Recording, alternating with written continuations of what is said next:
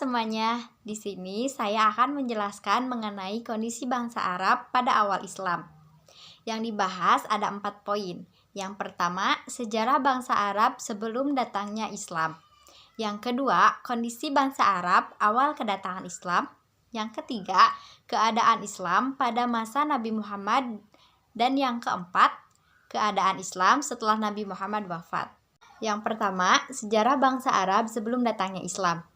Mayoritas dari penduduk bangsa Arab mempunyai kepercayaan menyembah berhala.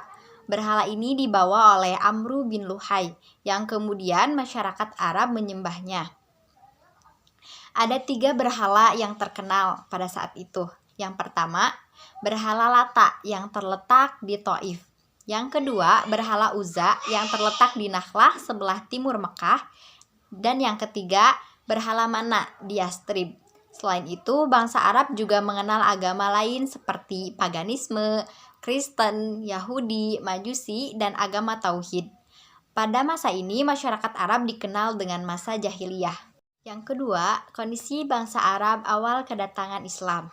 Masyarakat Arab pada saat itu mempunyai karakteristik yang keras dan hobi berperang. Nah, dari sinilah Nabi Muhammad mengenalkan agama Islam itu tidak secara langsung, melainkan dengan 3 cara. Yang pertama, cara sembunyi-sembunyi. Yang kedua, melalui keturunan Abdul Muthalib. Yang ketiga, dengan cara terang-terangan. Cara yang pertama, dengan cara sembunyi-sembunyi. Nabi Muhammad mengenalkan ajaran Islam kepada orang-orang terdekat terlebih dahulu, seperti istrinya, Siti Khadijah, dan para sahabat. Di antaranya ada Abu Bakar As-Siddiq, Ali bin Abi Thalib, Utsman bin Affan, Zubair bin Awam, Abdurrahman bin Auf, Sa'ad bin Abi Waqqas, dan Thalhah bin Ubaidillah. Mereka ini disebut dengan golongan as-sabiqunal awalun. Nah, cara yang kedua yaitu melalui keturunan Abdul Muthalib. Cara ini memang tidak banyak disebutkan di dalam sejarah. Sejarah hanya mengatakan 2 cara saja, yaitu cara sembunyi-sembunyi dan cara terang-terangan.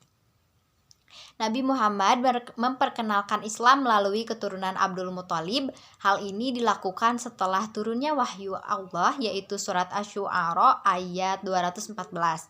Nabi mengumpulkan dan mengajak mereka supaya beriman. Akan tetapi pamannya Abu Lahab dan istrinya menolak dan mengutuk Rasulullah, sehingga turunlah surat Al-Lahab ayat 1-5. Cara yang ketiga yaitu dengan cara terang-terangan. Nabi Muhammad mengenalkan Islam kepada masyarakat umum secara terbuka setelah Allah menurunkan surat Al-Hijr ayat 94. Namun dakwah beliau itu tidak mudah, banyak sekali yang menolak ajaran Islam. Mereka menolak dengan berbagai alasan.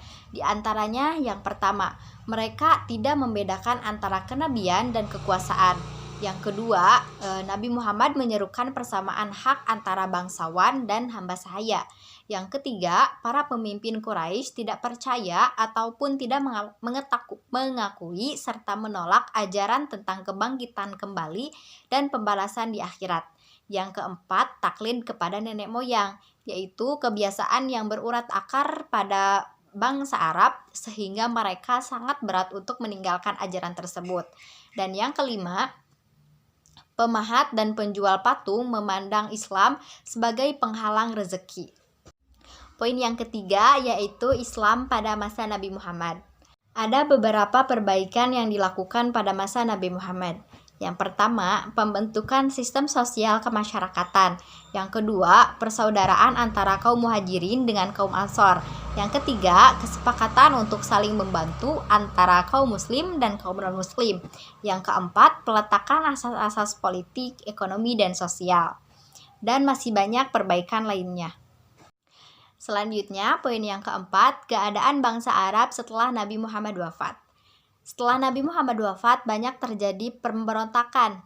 Di antaranya, banyak orang-orang yang murtad dan tidak menjalankan syariat-syariat yang telah ditetapkan. Banyak juga terjadi perpecahan antara umat Islam.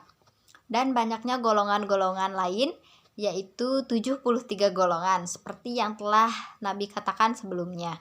Dan dakwah Nabi Muhammad dilanjutkan oleh para sahabat, yaitu Khulafaur Rasyidin.